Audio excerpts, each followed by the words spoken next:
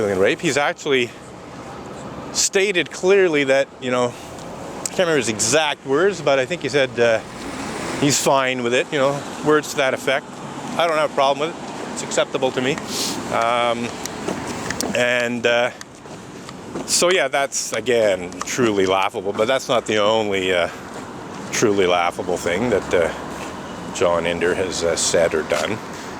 Just one of the more recent ones. But there's some pretty good video of me having a conversation with John Inder about these issues on YouTube. You can go and have a look.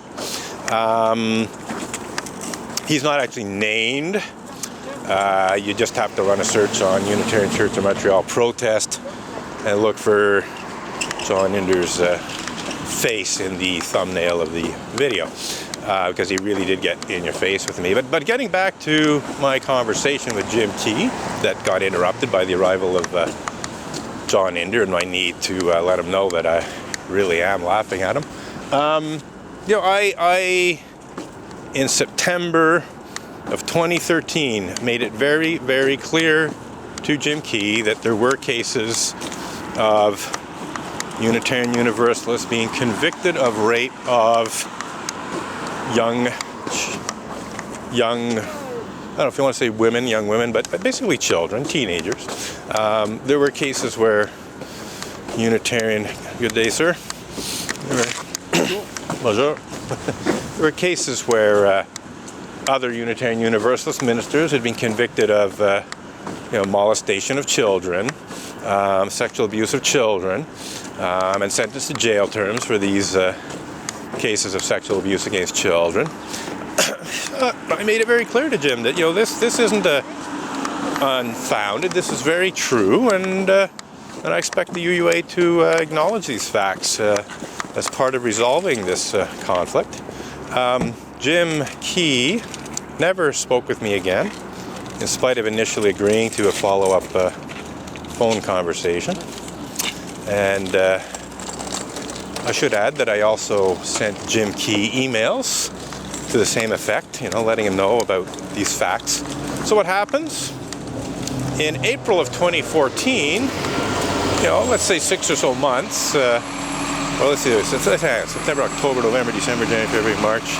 Yeah, 6 or 7 months after I told Jim Key about the facts about Unitarian Universalist clergy sexual misconduct in general, and even non-sexual misconduct, and certainly pedophilia and rape committed by Unitarian Universalist ministers, it came to my attention that the UUA board had decided to deliver a second apology to victims of Unitarian Universalist clergy sexual misconduct because of pressure brought to bear on UA by me and other people, because the first apology, which was delivered in 2000, was essentially proven to be worthless.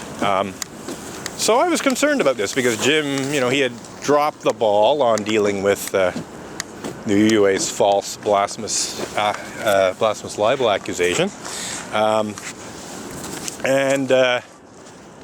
You know, between April and June, when the apology was to be delivered, was only a few months, basically 3 months or so. So I sort of saw that what was happening most likely was a sort of hastily scrabbled together second apology, the primary purpose of which would be to, you know, put everything behind them and let bygones be bygones and so on, and let's you know, forget about this problem. You know, I saw that chances were very good that the apology would not be adequate and might not even be sincere, and so I shared my concerns about this with UU Safety Net and asked them to ensure that you know, do their best to ensure that this did not happen, you know, to make it clear to Jim Key that a second-rate apology would not be accepted by UU Safety Net or UU clergy sexual misconduct victims. So what happens? In the middle of the UUA General Assembly, Jim Key presents his first moderator's report to a UUA General Assembly and stands up in front of thousands of Unitarian Universalist delegates and delivers his apology, or so-called apology, to victims of Unitarian Universalist clergy sexual misconduct. And even worse than I had imagined, not only did he play down the extent of Unitarian Universalist clergy misconduct, but he outright denied, or effectively outright denied, that any children had ever been abused by Unitarian Universalist ministers, even though I had personally told him about cases of not only pedophilia, child sexual molestation and so on, but outright rape of teenagers, forcible rape, even what the courts call unnatural rape. I'll leave that one up to your imagination. But I think it ties in with Reverend Dr. Victoria Weinstein's sodomy fantasy. So Jim Key was fully aware of this. He could have done more research to be even more aware of this, but instead he outright denied any knowledge of any clergy sexual abuse of children by Unitarian Universalist ministers. His exact words in this utterly worthless apology were, "There were no incidents of abuse of children or elders in my investigations." That's an exact quote. So, what does that exact quote mean? You know, the fourth principle of Unitarian Universalism calls for a free and responsible search for truth and meaning. So, you know, what was Jim Key saying? Well, he's saying, first of all, that he did investigate clergy sexual misconduct. He's saying he personally investigated. He said, my investigations. He didn't say the UUA's investigations. You know, he said, my investigations. In other words, his own personal investigations. And as I've already said, you know, I personally told Jim about Unitarian Universalist ministers being convicted of the rape of teenagers and the sexual molestation of children in my phone call with him, which I presume was part of his investigations. And yet, Jim Key says there were no incidents of abuse of children or elders in my investigations. So, essentially, he's lying. You know, he did not say, you know, no minister ever sexually abused a child, but he claimed that he investigated it. He investigated these issues and found no evidence of this happening, which is just ludicrous and false.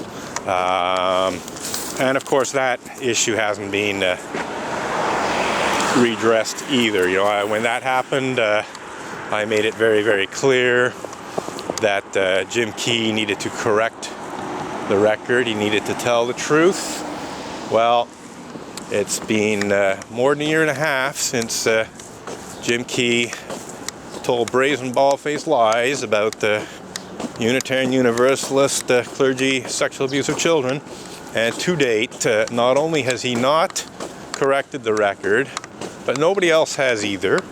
Jim hasn't faced the slightest accountability for lying in the middle of a apology, so-called apology for clergy sexual misconduct. And this is how it goes with Unitarian Universalists. You know, they're only too happy to be lied to about these issues because they don't want to know. You know, the amount of obstinate, willful ignorance and deep, deep psychological denial that I have encountered from Unitarian Universalists regarding these and other issues is just incredible.